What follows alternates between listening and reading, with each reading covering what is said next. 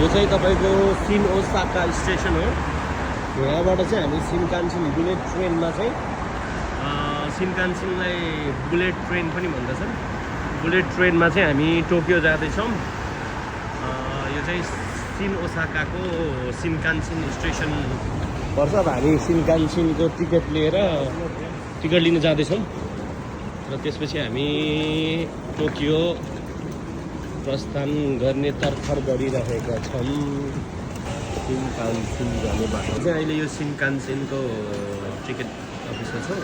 Finally हाम्रो अनलाइनबाट book गरेको 4 जनाको टिकट चाहिँ हामीले ओरिजिनल टिकट चाहिँ हामी पाएका छौँ। अब हामी चाहिँ सिन ओसाकाबाट टोकियोको सिनागावा स्टेसनमा जाँदैछौँ। लगभग 2.5 घन्टा जति लाग्छ। हामी 4 जना मध्ये गणेश गुरु हुनुहुन्छ र हाम्रो प्रवीण भाइ र सन्देश भाइ र म, यसरी हामी 4 जना चाहिँ अब टोकियो जाँदैछौँ सिनकान्सिन बुलेट ट्रेनमा। Thank you. 27 नम्बरको हाम्रो फ्लाइट। हामी चाहिँ अब सिन ओसाकाबाट टोकियोको सिनागावा जाँदैछौँ बुलेट ट्रेनमा र अहिले चाहिँ हामी यो स्टेसनमा छौँ। हाम्रो चाहिँ यो 2 नम्बर यो हाम्रो 2 नम्बरको गेट हो र 2 नम्बरबाट चाहिँ हामीले चढ्दैछौँ र अब यो स्पिड ट्रेन सिनकान्सिन भन्छ यसलाई चाहिँ जापानिजमा सिनकान्सिन। यो बुलेट ट्रेन हो, स्पिड ट्रेन। यो ट्रेन चाहिँ आउँदैछ। अब हाम्रो चाहिँ बुलेट ट्रेन आइपुगेको छ। चाहिँ यो बुलेट ट्रेन सिन ओसाकाबाट टोकियोको सिनागावा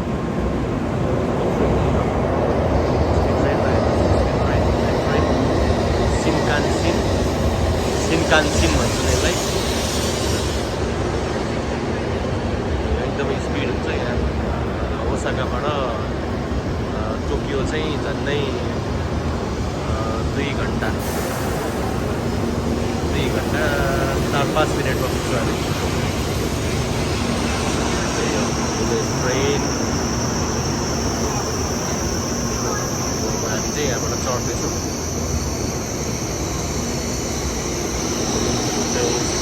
भयो नम्बर चाहिँ 15D।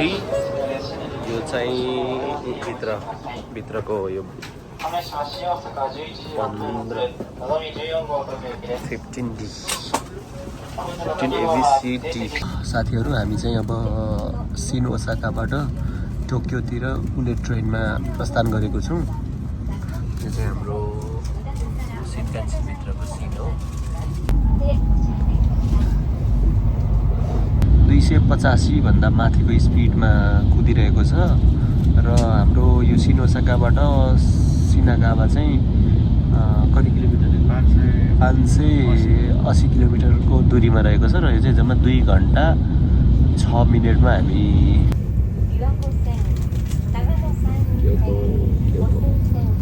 Scene Osaka to Kyoto. हाम्रो यो यसपछि नागोया आउँछ। नागोया चाहिँ यसरी देखाउँछ। ल यो चाहिँ क्योटो स्टेसन। यसलाई हेर्नुहोस्, क्योटो स्टेसनमा नागोया आइपुगेको छौँ। नागोया। अब चाहिँ हामी यो नागोयाबाट योकोहामातिर जाँदैछ ट्रेन। अनि योकोहामापछि सिनागावा आउँछ। यो चाहिँ झन्डै 1 घन्टाको अब नन स्टप, बिचमा कहीँ पनि रोक्दैन। 1 घन्टा कन्टिन्यू जान्छ यो नागोयाबाट चाहिँ योकोहामा चाहिँ। यहाँबाट चाहिँ अलिअलि सहरहरू। यो चाहिँ on the way to Yokohama र यो चाहिँ माउन्ट फुजी रहेको क्षेत्र हो। यहाँ चाहिँ माउन्ट फुजी हो जापानको सबभन्दा ठुलो हिमाल रहेको ठाउँ हो। अब हिमाल चाहिँ देखिँदैन होला यो, तर त्यो ठाउँ चाहिँ यही नै हो, माउन्ट फुजी भएको ठाउँ। अब केही समयपछि चाहिँ हामी योकोहामा पुग्छौँ त्यहाँबाट। अनि हाम्रो लास्ट स्टेसन